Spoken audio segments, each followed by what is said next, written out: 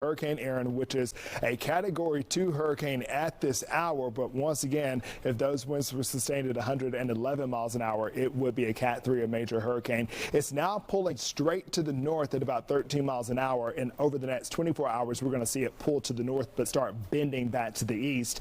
And that's going to mean everything for folks who live up and down the eastern seaboard, especially for the I-95 corridor going into the northeastern part of the United States. Right now, we have tropical storm warnings in effect from as far south as Jacksonville, off the coast of Jacksonville, North Carolina, reaching all the way up to the Jersey shore. But the brunt of the storm expected to hit the easternmost point to the south of the Mason-Dixon line, which is the Outer Banks, and that's the area that we'll continue to watch over the next 12 to 24 hours, especially as they will get whiplash. Here's a live look out at Pine Knoll Shores.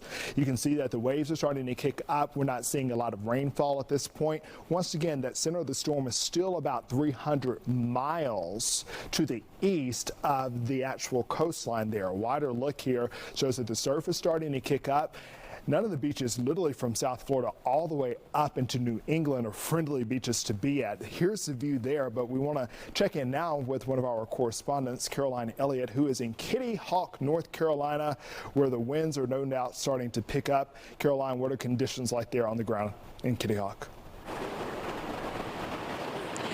Yeah, Jonathan, I would say in the last 24 hours, we've certainly seen that wind pick up quite a bit. But really, the big story here is on the ocean front, right? Again, we're told that on a normal beach day, these waves would be anywhere from 1 to 4 feet high. But take a look behind us. Right now, these waves are much higher, and we're told that by this time tomorrow, these waves could even reach up to 15 feet high. So again, right now, we do know that officials are telling people to not go in the water. In fact, right now, county officials have gone through with a double red flag warning, meaning people are not allowed in the water. In fact, we've seen a lot of lifeguards patrolling this area, making sure people do not get in the water. At this time, the only people allowed in the water right now are surfers. And this is where we want to get some of that local perspective from the pros themselves. All right, guys, so talk a little bit about what those conditions feel like. You guys are locals, so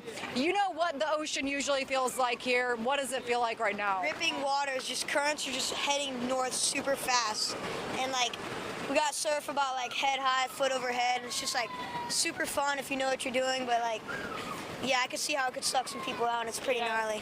We haven't seen like these waves in a while. It's been like 1 to 2 feet, but like seeing this is kind of crazy. Yeah, it's super fun, but we are being super careful, right? Yeah. Yes, of course. Yeah. But we also want to make sure we're ripping out there. Yeah. Yeah. Wear leashes at all times and just rip no matter what.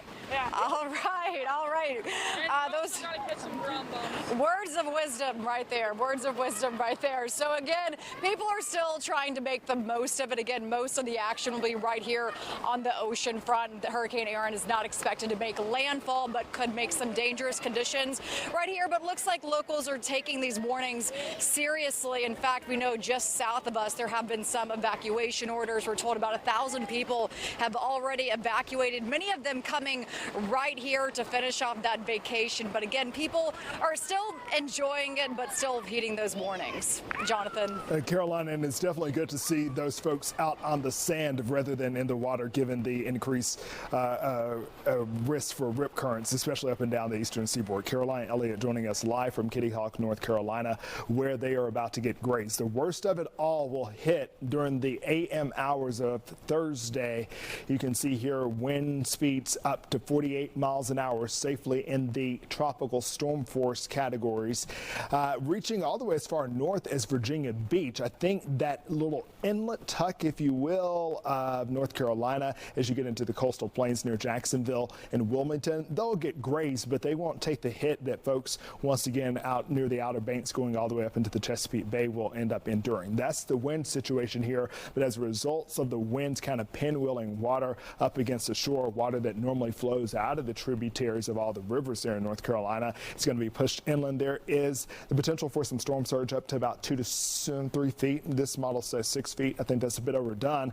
What is likely not going to be overdone is the rainfall amounts. We're going to keep the heaviest and the highest rainfall amounts out into the ocean, but there could be rainfall as far to the west as Raleigh, Durham, North Carolina. Meanwhile, once again, they're on the inlet is where the great concern will be, and they'll get whiplash once again starting overnight, and then that storm situated about maybe 200 miles the eye wall from that easternmost point, Cape Hatteras, will likely bring some heavy rains, but the winds are going to be the greatest concern, and then that threat for rip currents, it continues on up into New England, and then maybe another close call for places like Cape Cod.